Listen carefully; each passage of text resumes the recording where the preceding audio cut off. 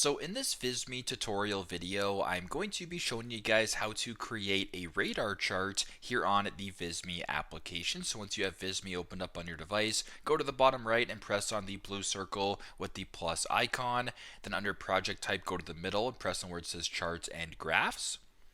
Now, once you're here where it says gauge chart, area charts, funnel charts, etc., what I want you to do is actually slide this bar to the right until you come across an option that says radar chart right here. So right in between scatter plots and cone charts, press on radar charts.